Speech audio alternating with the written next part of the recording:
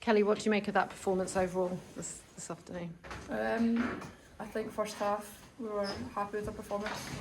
We were aggressive, we were on the front foot, we defended well, probably wanted to create a few more clear-cut chances. I think at times we were a little bit sloppy on the ball and in moments where we potentially could have hurt them. But other than that, I thought the first half was really positive. We probably didn't want half-time to come. It came, and the second half we obviously didn't start it the way that we would have wanted to start it, conceding the early goal. I think we gave away a pretty soft corner that led to it, which is really frustrating. And then to lose another goal to the free kick so soon after sort of blew the stuffing out of us a little bit, but we regathered, and we fought obviously getting the goal pretty late on, but yeah, I think overall disappointed because especially in the first half we generally thought we played really well. Yeah, Elena mentioned it and you mentioned it there, disappointing to lose goals from set plays particularly. Yeah, they're both frustrating for different reasons.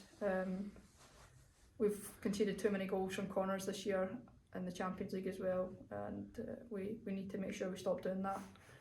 I think they took every corner short, and they'd had a few in the first half, and still it's coming in, we don't deal with it, and we're punished for it. These teams punish you for that, and then to lose from the free kick a few minutes later was really frustrating.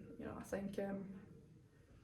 think the game was an aggressive game, and a lot of fouls were given, but there's probably places in the park to be giving them away, especially having just conceded, and it was dispatched pretty well. But you don't want to be giving teams who have got players of the ability that they've got free kicks from the edge of the box. Yeah, you mentioned the sort of atmosphere, and you could see that you were getting frustrated by some of the refereeing decisions as well on the park. This fixture's kind of obviously got that extra energy to it. What did you make of that atmosphere and some of the decisions that were made tonight? I like the atmosphere. I like the fight. I like the game's got more to it than obviously a lot of other fixtures. The history of it. So I like the game being like that, and I really enjoyed the first half. I really enjoyed how hard it was. I'd love the ref to let more things go.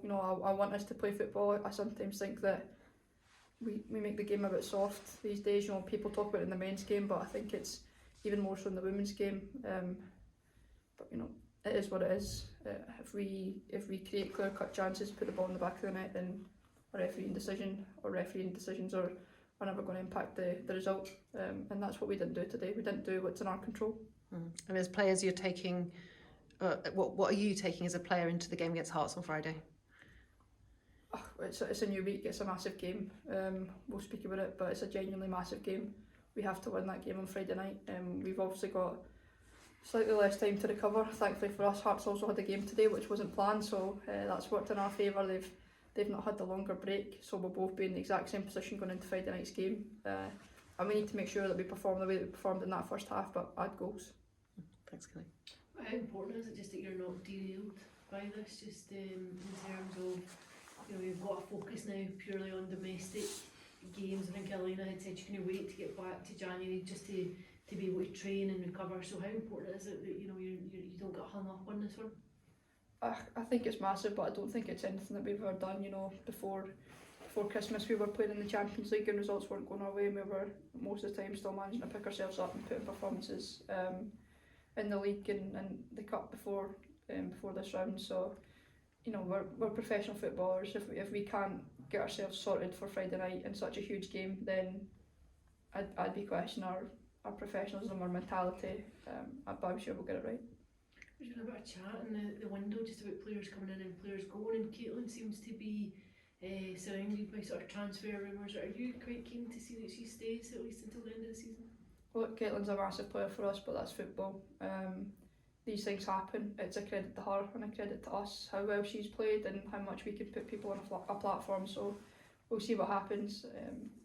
If she goes, then we wish her the best of luck because she deserves an opportunity. If she stays, then brilliant. We'll continue to play with her in the back line, winning big headers and going into big tackles.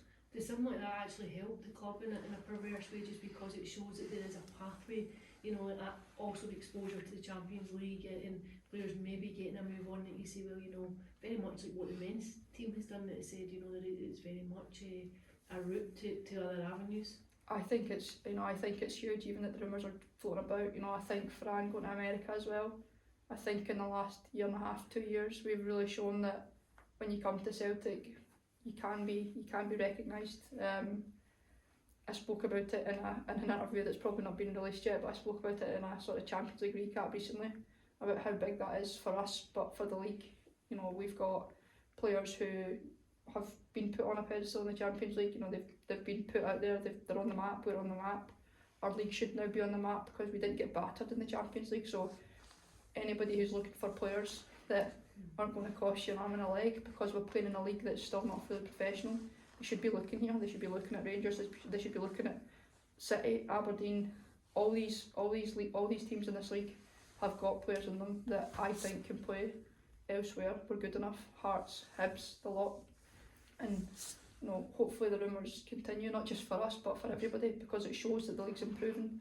We've got quality here that can go elsewhere, and then if somebody wants to put their name on the map, they know they can come here and they'll do that. You feel as though it's maybe not the league itself isn't often given the recognition that it deserves? I'm a massive arguer of that. I think the league's disrespected, and it really winds me up, if I'm totally honest. I think, you know, it's the top 3 in the past few years. I think it's been of a quality that a lot of people don't accept, and I think this year you can add to that. I think Hibs and Hearts in particular are really strong teams, and I think people need to take note, because I really do think there's a lot of talent in Scotland. There's a lot of passion. There's a lot of girls that have played football for nothing for years and years and years and care about football. It's not just a job. It's not just a, you know, it's not just a tick box. It's a passion. They played for it for nothing with, you know, crap facilities for years, and now they're getting rewarded for it, yes, but to a lot of people, football's business. It's just a way of earning income, and I don't think there's very many people like that in Scotland. I do think the league deserves a lot more recognition than it gets. Do you feel that disrespect for the league this past week, when there's been the early rumours or reports, whatever you want to call it, about potentially Celtic and Rangers joining the WSL? Do you think that's a disrespect to the SWPL?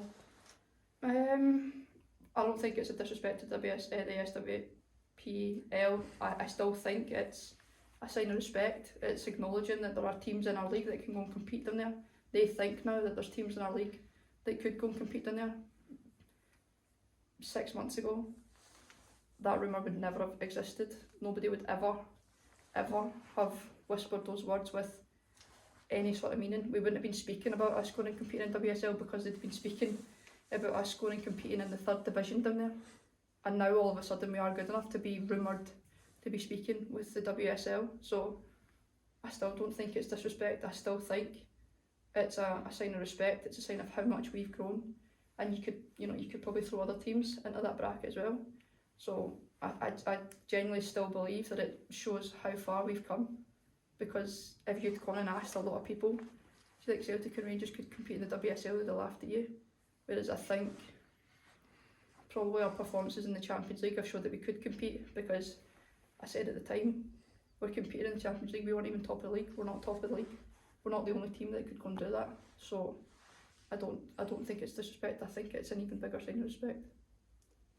Yeah, kind of Celtic, obviously you're judged on winning trophies. What have you got to do now between now and May to make sure that you're picking up silverware? We've just got to keep working hard, regroup after today. We've got a huge game on Friday night. We've still got our game in hand, so if we win our game in hand and we get the result on Friday night, we're actually in a pretty good position in the league. I think a few weeks ago, or just before Christmas, everybody was out panicked because of where we were. And the reality was that if you looked at our games in hand, we could potentially make up some ground and actually be in quite a nice position. We've done that with our game against Aberdeen on Wednesday night, and hopefully we'll get the result on Friday night and put ourselves in a really good position in the league. We just need to keep working hard, because there's still 2 trophies to compete for. You've had one new person join the squad as well. How much are you looking forward to some new reinforcements to the team to bolster the squad and push you on for the next few months? I think the best part about the signings in January is that, you know, the squad can be comfortable. We all know each other now, and then new faces come in January, and people stand up a bit because those new faces are not in to sit on the bench. So either the people that we've got step up and find a new level, or the people that come in take your position because we're signing quality. So Emma coming in this week was brilliant. She trained yesterday, and I'm excited to see her on the pitch. Yeah, thank you. Brilliant, thanks everyone. Thanks.